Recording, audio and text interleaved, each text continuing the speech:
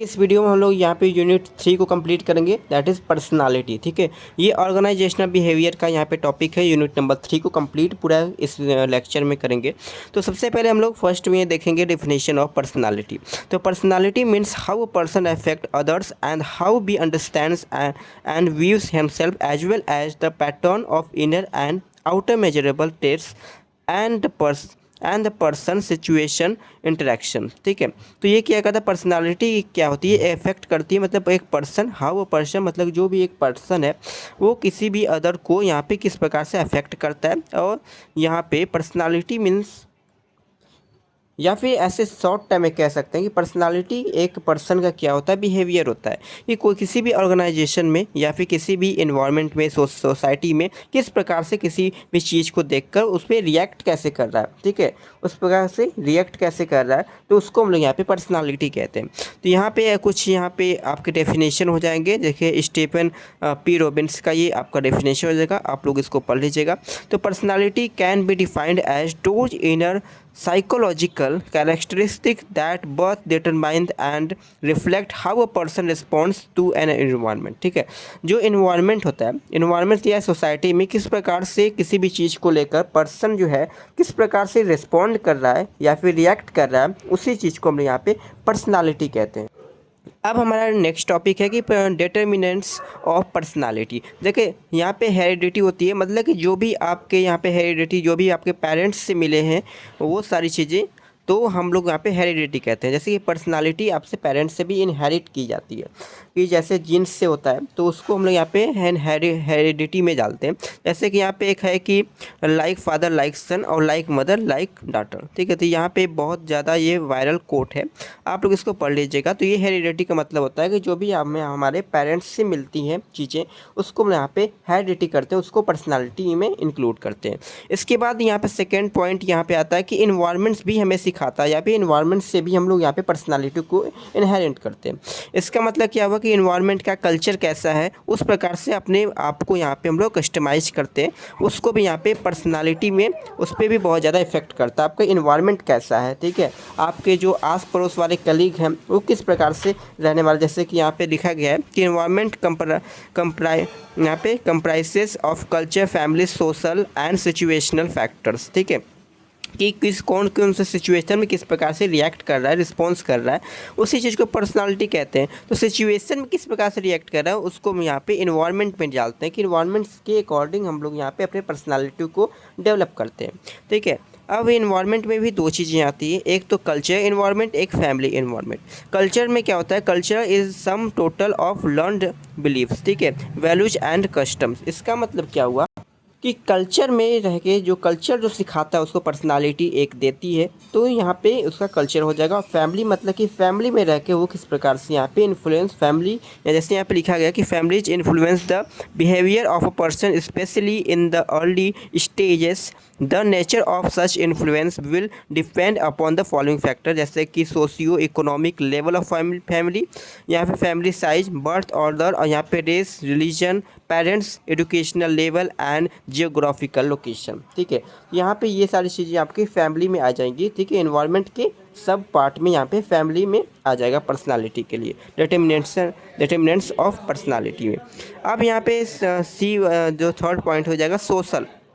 ठीक है, तो socialisation is the process by which an infants acquires customarily and acceptable behaviour. ठीक है, तो ये सारी चीज़ यहाँ पे सोशल में हो जाएगा। तो सोशल में क्या होता है, आप लोग इसको यहाँ पे नोट करेंगे कि सोशल ग्रुप, यहाँ पे social groups influence the behaviour of the individuals. ठीक है, तो सोशल का जो ग्रुप होता है, हम लोग जिस ग्रुप के साथ उठते बैठते हैं, तो वो हमारे यहाँ पे सोशल में, ग्रुप में वो इन्फ्लुएंस करता है। मतलब हमें सिखाता है कि किस प्रकार से बिहेवियर होता है इंडिविजुअल का, ठीक है, उस प्रकार से हमारी पर्सनालिटी डेवलप होती है।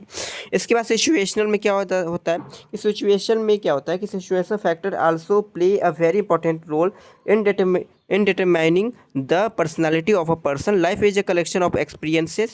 Some of the events and experiences that यहाँ पे can serve an important determinants of his personality। जैसे कि जो भी कोई इंडिविजुअल व्यक्ति है वो किस प्रकार सिचुएशन में ढला पड़ा है, उस प्रकार से उसके पर्सनालिटी में यहाँ पे इफेक्ट पड़ता है।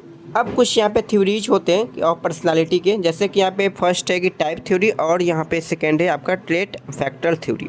यहाँ पे टू आपके पॉपुलर थ्योरी है या फिर टू यहाँ पे आपको यहाँ पे पॉपुलर थ्योरी को पढ़ना है, जिसमें फर्स्ट है कि टाइप थ्योरी। टाइप थ्योरी क्या होता है, तो इसको भी फर्दर यहाँ पे टू कैटेगरी में यहाँ पे क्लासिफाइड किया जाता है। पहला है कि आपको on the basis of body build, मतलब कि आपके इसमें पर्सनालिटी को पहचाना जाता है, आइडेंटिफाई किया जाता है बाय द फेस। यहाँ पे बॉडी उसके कैसा है, ठीक है, उसकी उसकी हाइट कितनी है, ठीक है, उसको कितना मोटा कितना पतला है, तो उस प्रकार से यहाँ पे कैटेगराइज किया जाता है, उस प्रकार से देखा जाता है, क्लासिफिकेशन किया जाता है।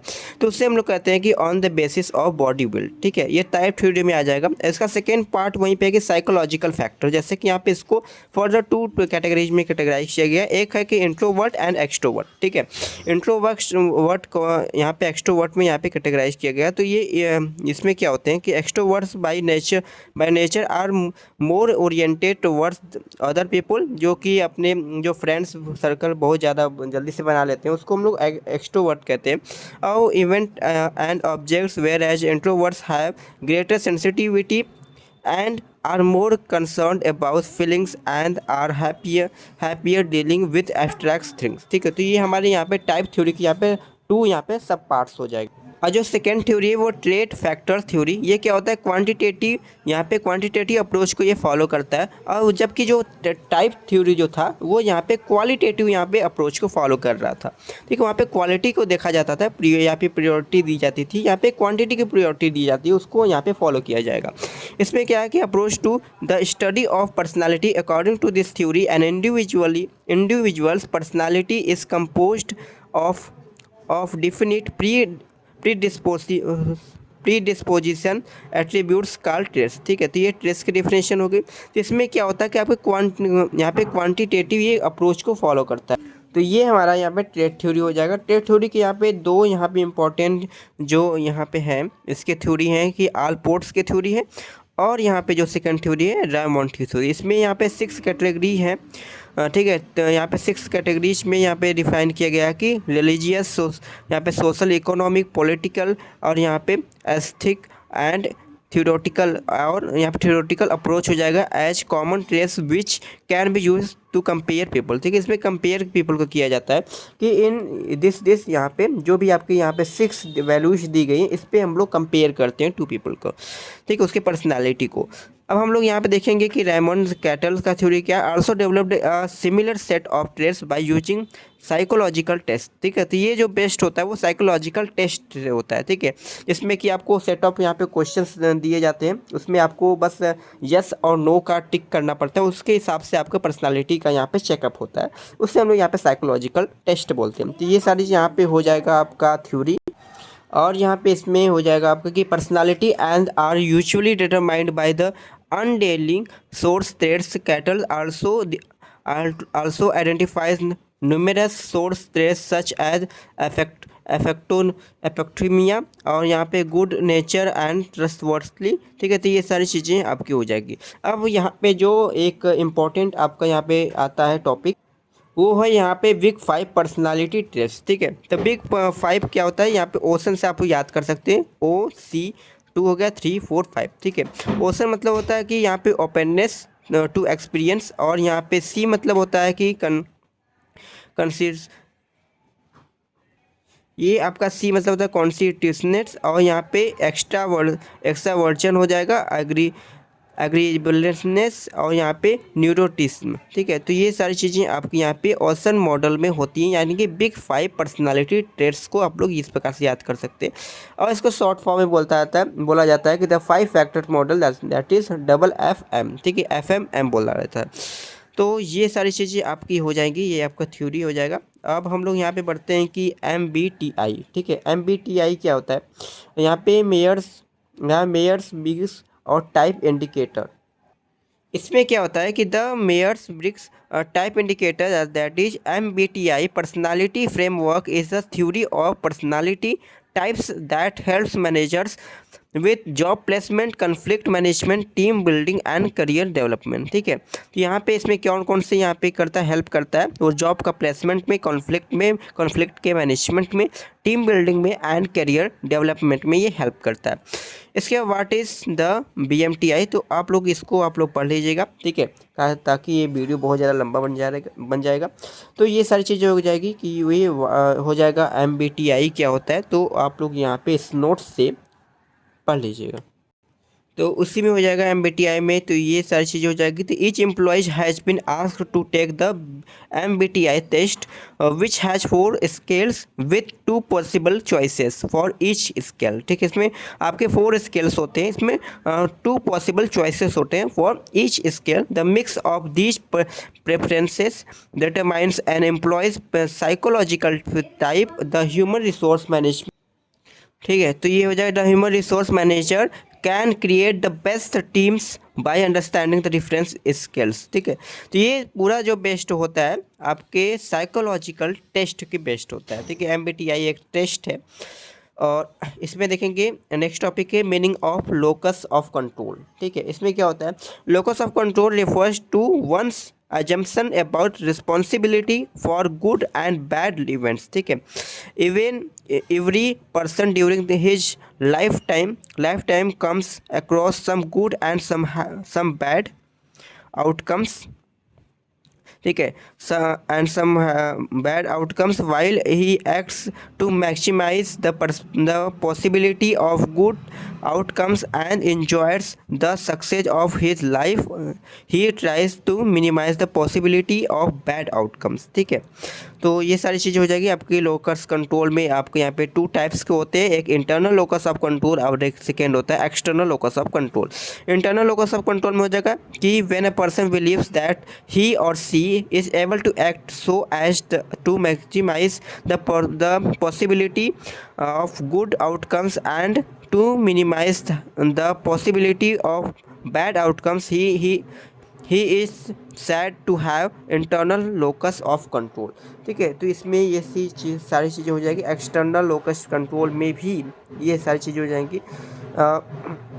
इसमें क्या होता है कि अकॉर्डिंग, यहाँ पे अगर देखेंगे कि according to personality theory of total behaviour occurs as a function of person's expectancy that the behaviour will result in reinforcement and the values expectancy he or she places on any particular reinforcement.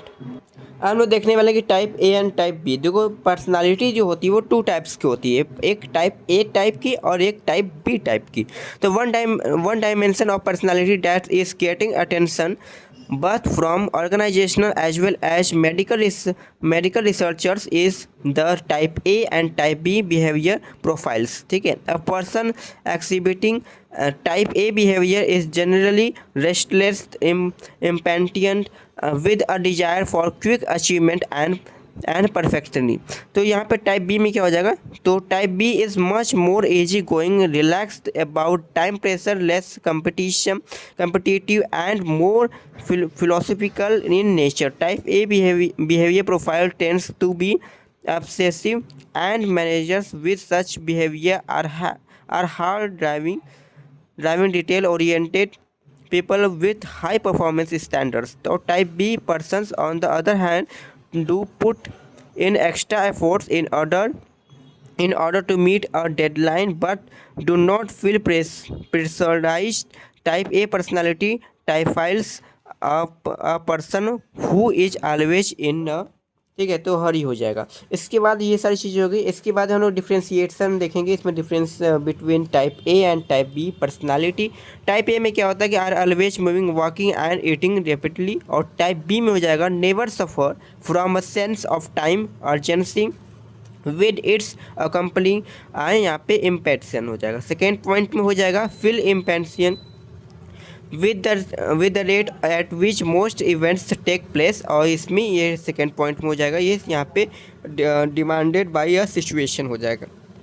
इसके बाद strive हो जाएगा, strive to think और do 2 और more things at once. और इसमें हो जाएगा play for fun and relax rather than to their superior at any cost, ठीक है। तो ये बिल्कुल रिलैक्स और फन में यहाँ पे काम करते हैं टाइप बी वाले, ठीक है। कैन नॉट कोप विद लिसर, और यहाँ पे कैन रिलैक्स विदाउट गिल्ट, ठीक है। तो ये सारी चीज़ें यहाँ पे डिफ्रेंशिएट हो जाएगी। पर्सनालिटी असेसमेंट हम लोग देखेंगे। तो पर्सनालिटी असेसमेंट में क्या होता है कि personality assessment is the proficiency in professional psychology that involves the administration, scoring, and interpretation of empirically supported measures of personality traits and styles, preferably in quantitative terms, in order to refine clinical diagnosis।